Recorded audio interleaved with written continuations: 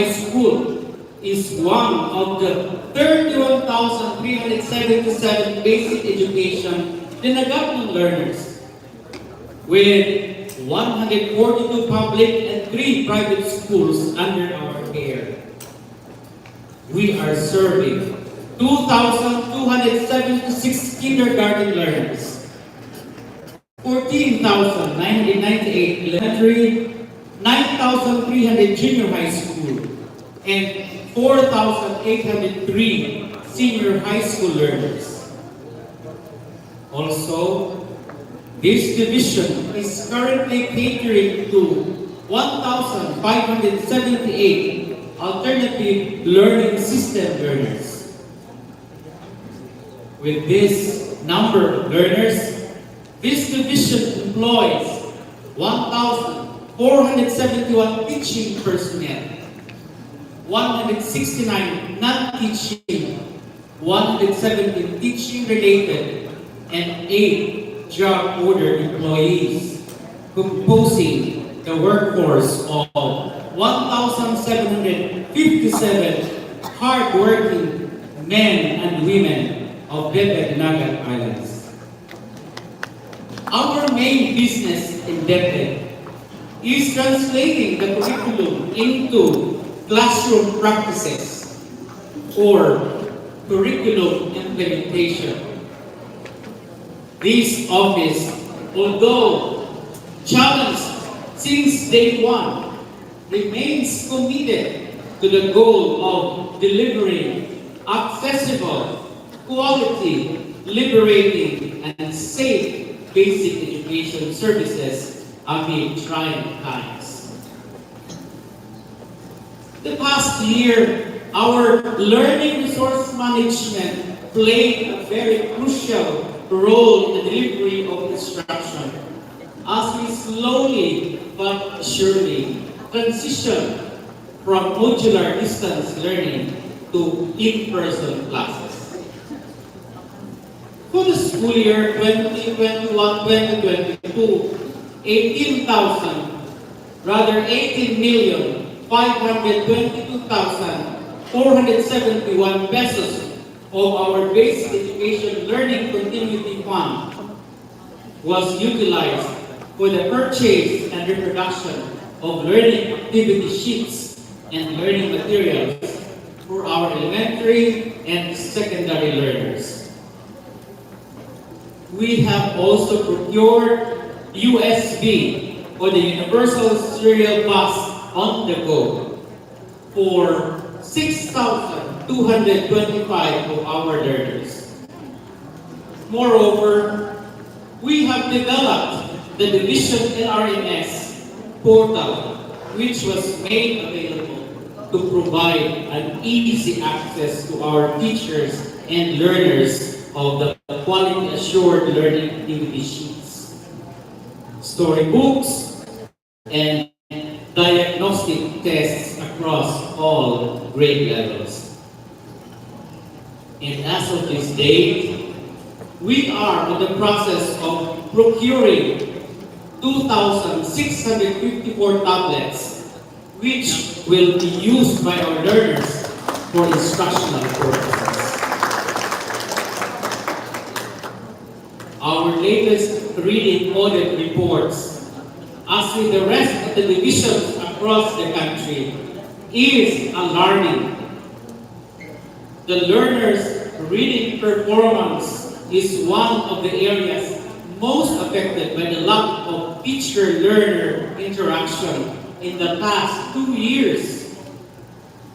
Hence, this division finds it necessary to intensify reading instruction. With this, I am comforted with the fact that 100% of our schools have a school-based reading project as reflected in the reading project inventory and in the enhanced school improvement plans. If these projects are implemented right, I am confident that these will improve our learners' reading abilities. Also, 100% of our elementary schools are actively implementing the Project Spare or School Parents Assistance towards reading effectiveness. This is a division-wide reading program to train parents on how to teach their children how to read at home. And we also have developed supplementary reading materials in English, Filipino, and mother tongue. These materials would aid the teaching of literacy and numeracy skills. To communicate our milestones, plans, and accomplishments as a division, we revived the Tamboli, the official news publication of DepEd Dinagat Islands Division, through its first issue in June 2022. Online, Tambuli was also launched through its Facebook page. As a testament that this 15-year-old division is indeed growing productively, we facilitated the opening of new senior high schools for the school year 2022-2023. The Doña Helen National High School, which is offering humanities and social sciences, we call it HUMS, and General Aguinaldo National High School, offering general academic strand for business mathematics and business finance.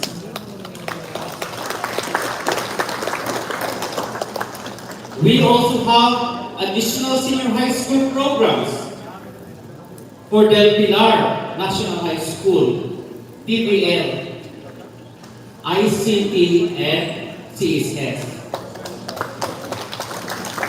Dinagat School of Fisheries, Humanities and Social Sciences, and R.E. Ekleo Senior National High School, offering academic, humanities, and social sciences.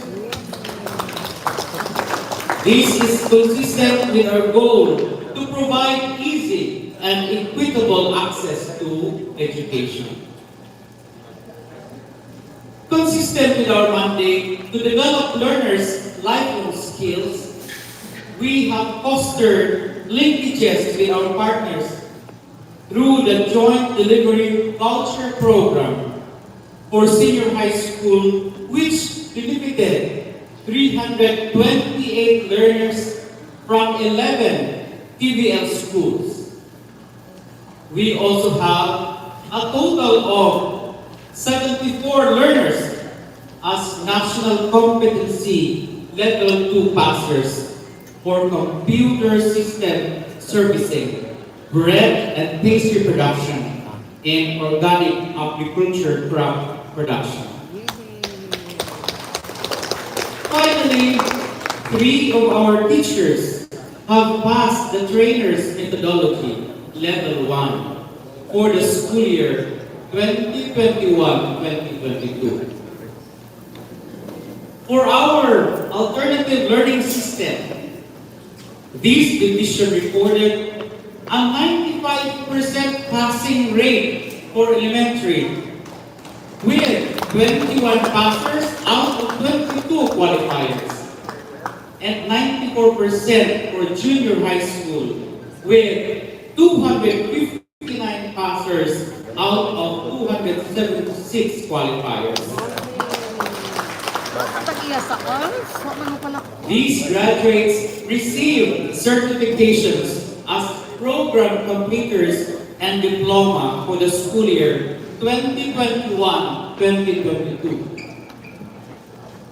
And to intensify our efforts in empowering the out-of-school youth and adult learners in the Dinagat Islands, we are currently implementing various livelihood skills short-term courses with 800,000 pesos budgetary support from the provincial education support, special education fund.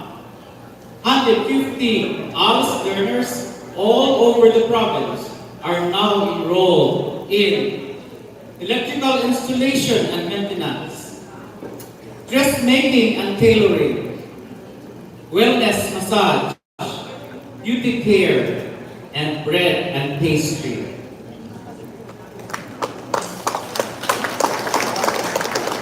Due to the restrictions of the pandemic, very few contests were held in the past year.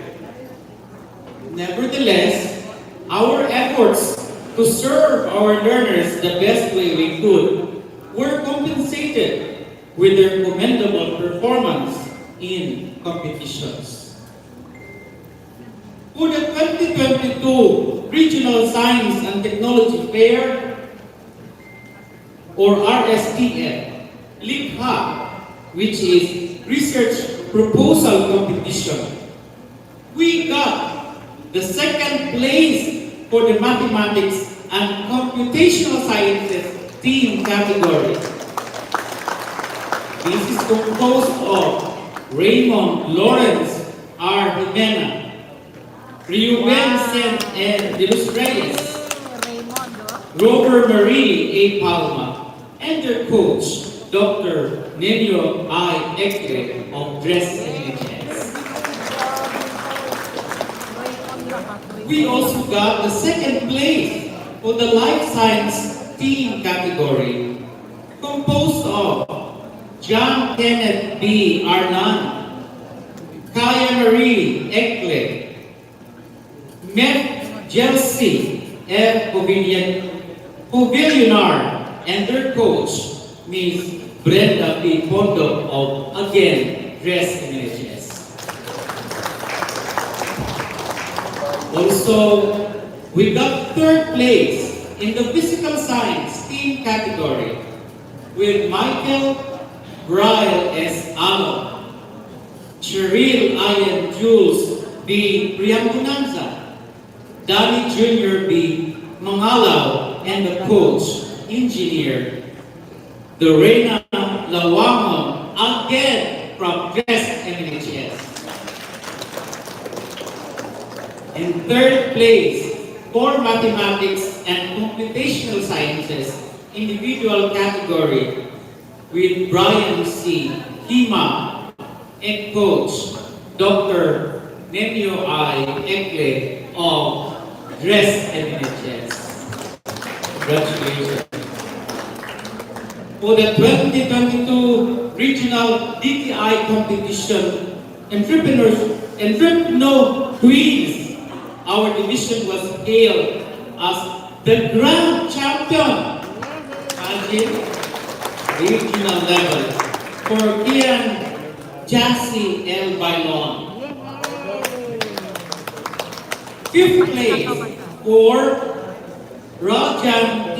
Aliyah. And seventh place for Danny D. Mangalaw Jr. with their coaches Ginelo T. Maybuena and Jacob T. Caspe, all from Dress NHS. This division believes that the employees are its most important resource. Thus, we gave utmost priority to the training needs of our teaching and non-teaching personnel as a strategy to improve the quality of services and instruction to our clients. In the past 12 months, we have implemented 5 CPD accredited and NAIAP recognized professional development programs. First, the retooling of the TV and radio-based instruction for script writers, content editors, teacher broadcasters, which was participated by 80 teachers. Division training of lab facilitators for Primals Plus in TLE for 70 junior high school teachers. Division training on continuous improvement or CI methodology for batch 2 for 60 teaching and non-teaching personnel.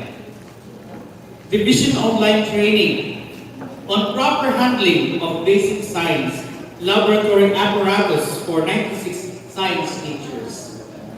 And the retooling on phonemic awareness and development of supplemental learning materials for 43 kindergarten teachers. Di ba niya accredited to?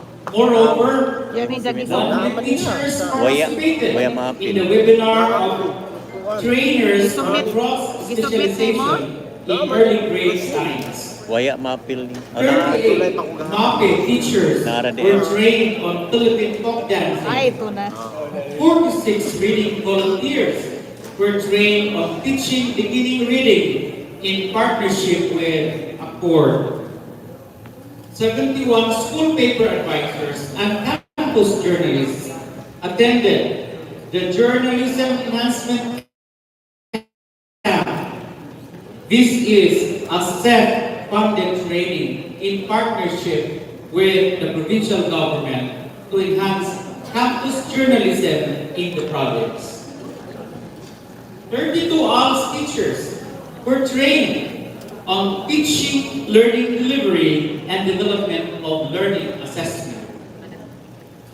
We have trained 152 teachers on solo taxonomy who develop diagnostic tests in all subject areas across all grade levels, as we find it imperative to assess the learning loss that we have after a 2-year school closure in order to identify the individual learning levels of learners using an appropriate, credible, and reliable assessment tool.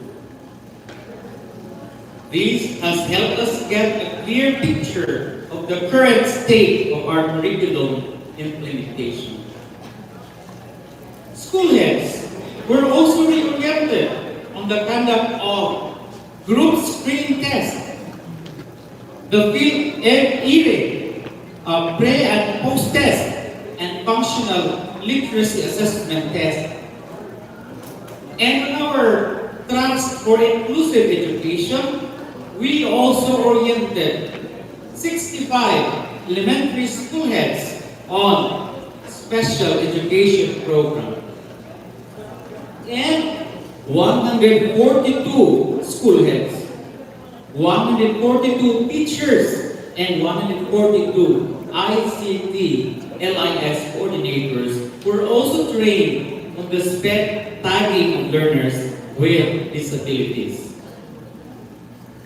100 school DRM coordinators and school heads were trained on education in emergency, and select SDO personnel attended the strategic alignment of TRAs and PPAs vis-a-vis the annual budget and streamlining of processes and the division education development plan formulation. Finally, school leaders were also provided with professional development enhancement activities. In fact, 35 school heads participated in the capability building of instructional leaders towards effective supervision and learning outcome assessment. This is in relevance with our resolve that supervision is of paramount importance in setting directions in the school to achieve its goals and objectives for the benefit of the learners.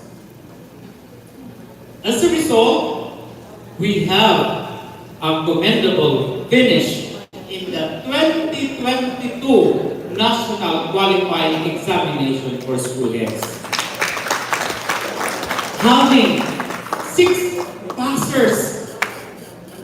Reynaldo Sindiong, please stand. Rochelle Rinka, and also assessment packer. Maria Lilet B. Maribal. And not only that, we have 3 regional top-notchers of DepEd Calaga. Top 2, once again, Gary A. Ga.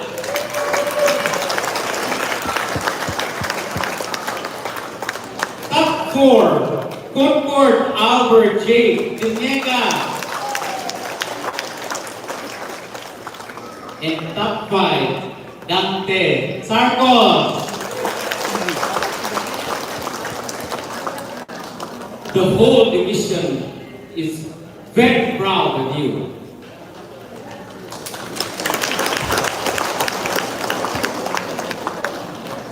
To ensure that our schools and learning centers are effective and efficient in the delivery of education services, 56 of our personnel have completed or currently undertaking different scholarship and professional programs from the National Educators Academy of the Philippines, or NEA.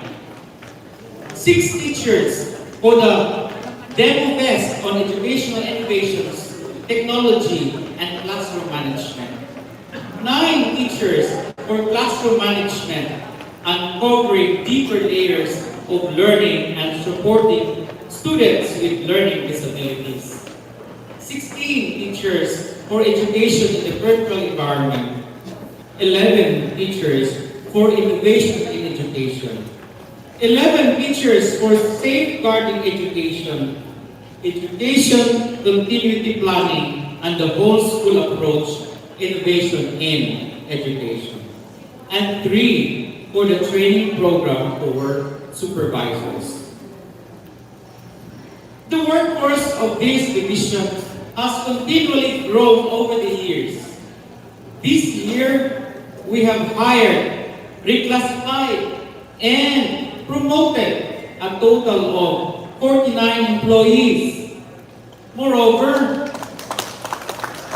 a total of 704,662,797 notice of cash allocation, or NCA, were dispersed from January to present. To compensate for the fact that our division is geographically dispersed and a significant percentage of our schools are considered geographically isolated and disadvantaged areas, or in short we call it GIDAS, we have disbursed 7,456,115.84 pesos for the special hardship allowance for fiscal year 2021. Other disbursement highlights are the service recognition incentives for fiscal year 2021 amounting to 16,736,000. Monetization of leave credits, gusto niyo ito, for fiscal year 2021 amounting to 8,160,156. PBB minus the division office, performance-based bonus for fiscal year 2020 amounting to 15,452,204.50. Special hardship allowance for fiscal year 2021, 7,456,115. And local allowance for fiscal year 2022, 8,064,000. Did you receive already also your mid-year bonus? Yes, of course. For fiscal year 2022, 38,180,263. and your cash allowance for teachers for fiscal year 2022 amounting to 5,605,000. In our thrust to resolve pressing issues in the schools through research, we have constantly encouraged the culture of research in the Dinagat Islands. As of now, we have one action research approved for birth funding. The project SPIRE, or a specialized program in interventions to develop reading efficacy and intensive reading interventions to struggling readers by Ken Pertus Galito, Ronnie Gulandrina Jr., and Juliet S. Lisundra of Dinagat District. Para sa Vietnam. We also have two basic researches Vietnam. that pass the Regional Research Committee evaluation for birth. Extent of knowledge and implementation on school intervention in the basic key result areas, basis for enhanced monitoring, evaluation, and adjustment policy by Dr. Florabel P. Mucha of Rosita National High School, and analysis of students' performance in mathematics using the self-regulated learning strategy in the blended learning modality by Marvin and Arlan, Angel Junaldo, and Jonas Cuevas. And finally, the success story of the action research titled Using Localized Stories to Improve Reading Literacy Skills of Grade 1 Learners by Adeline Espina, Maria P.